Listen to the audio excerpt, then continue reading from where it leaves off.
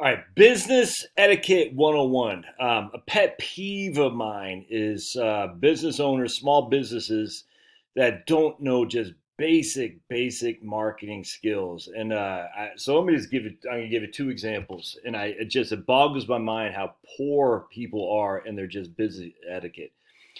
All right, so one time I bought a quarter cow from a guy locally here in Georgia, and we met at a location where he sells from the back of his truck, essentially.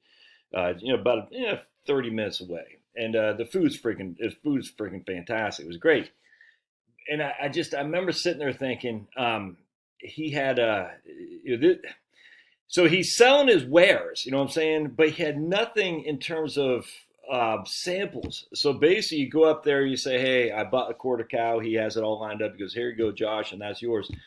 I say, "What else do you sell?" He says, "Oh, we got pork, we got chickens, all that." I said, "Oh man." I'm looking around like there should be samples. I could not. I was stunned. There should be samples, and then he didn't have a newsletter or anything. He had this big, elaborate, just truck that is custom out. I mean, it was tripped out in terms of making sure it had all the freezer and all that. It was fantastic. I said, I can't believe you. I mean, I'm sitting there stunned that he didn't have anything in terms of just basic sales. There's no newsletter. There's no sign up. There's no samples for other products. It was crazy to me. It's nuts.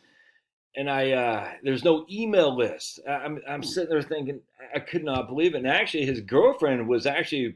I was sitting there. She went to University of Georgia, and she helped him. During the weekends. I'm sitting there thinking. I told her, I said, "Man, you all gotta. You just gotta just get an email list. Send people an email every now and again with sales that you're having, discounts that you're having, specials that you have, and just keep them top of the mind." And she was nice, but it was just like in one ear out the other. I could not believe it. The lack of basic sales. It was nuts to me. And I'm sitting there, and I still remember these guys, and I wanted some beef, but I had another guy, a friend of mine, his nephew cut up some slaughter some cows, so I bought from him instead. And I'm just sitting there thinking I should have been buying from this other firm. It's crazy. It's just horrible salesmanship. And all you got to do is just say sample. You like the beef? Wait till you try this bacon from our pig. Wait till you try this chicken from our. It's nuts to me. I don't understand people who don't do that. If you go to farmers markets, you can see just it's horrible sales. No, some people are good. Some people are overly good. Where they're like, hey, and you don't want that, but it's not like a carny. But man, I just a lack of basic skills. I went out of my way. I contacted this guy. I put the order in. When the order was ready, a couple months later, I went out of my way to drive 30 miles or 30 minutes to get the product. And I left with that was it, the product and the product only. I just could not believe it. I mean, I would be the most reliable customer ever. And not to have that was just as bad salesmanship. So part two, my man, I'm not going to say the name of this company, but I had an email from my man Phil. He said, "You got to try this barbecue grill. It's the best barbecue. You got to try it." The guy who founded it is a veteran. And I said, "Okay, I'll buy one. In fact, I'd love to interview him because I love the stories of veterans, how they start their own businesses." So I sent a thing to the email, the contact, and a couple minutes later, I literally returned an email like that. I say, the care team, and again, I'm not going to say this company. So, so I said a thing to the contact list. I said, "Hey, one of my YouTube subscribers told me about this product. I'm definitely going to buy one. But in the interim, I'd like to interview the guy who founded it because I have 40,000 subscribers roughly. I get about 20,000 views a day, and a lot of subscribers of mine are people just older, more affluent men in particularly who would love the product for sure." And so I said it'd be cool to get the guy as a veteran. On, and I got an email about 10 minutes later back that said, "Thanks for reaching out to us. Our marketing team would be the best people to get in touch with. You can reach them directly here." And this was from the sales team. I'm sitting there thinking, no, that's not how you don't make it.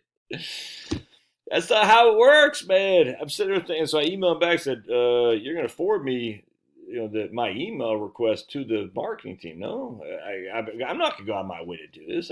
It's crazy. So it's funny because I was listening to my man Jack Spurko, and Jack interviews local people for his channel. He's got 250,000 listeners a day, a week. I don't know how many, but he's got a huge channel.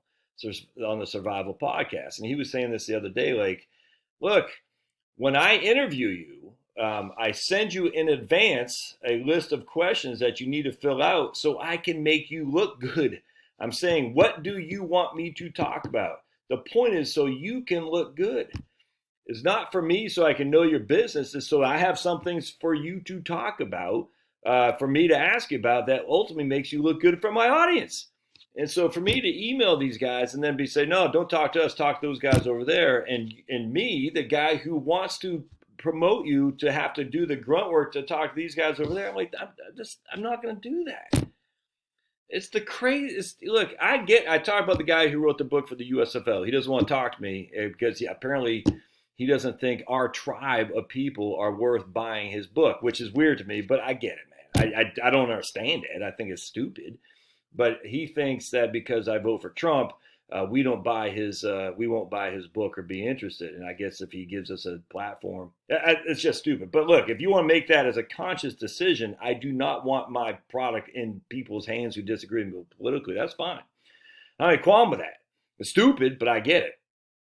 However, if you are advertising a product that looks pretty good, and I'm telling you that I was made aware of it by one of your loyal buyers, and you're saying, oh, that's great, but don't talk to us, talk to those guys over there. Here's the contact. No, that's not how it works. Oh, my goodness. You make it easier for me to promote your product. If you're in business, you got to do two things. You make it as easy for other people to promote your product.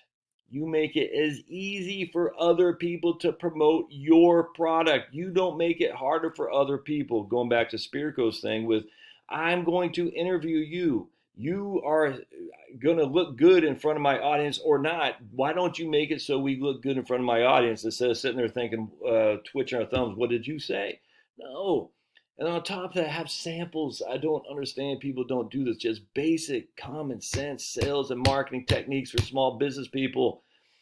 You want a list of people, and you get a loyal customer base by making sure you know who they are. This is the drawback about buying a book on Amazon. As a sales, I don't know who buys the book.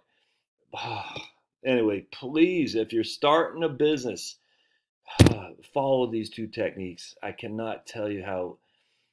It's just, I don't get the basic lack of salesmanship. Sales is not an evil word, man. Sales makes things happen. Without sales, we're all friggin' sitting in the cave. You got to make sales. And the way you make, and lastly, who is more likely to buy your product? A new purchaser or a repeat customer? It's the repeat customer. That's why you get to need to know that person, because they are the people who are going to buy your product most likely again and again and again.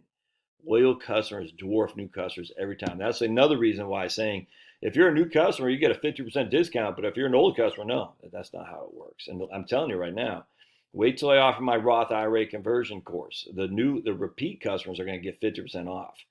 The new customers won't. The repeat people will, though, because that's how you make it. You got to appeal to your repeat customers. You generate that loyalty. All right, anyway, just a pet peeve. All right, we'll see you.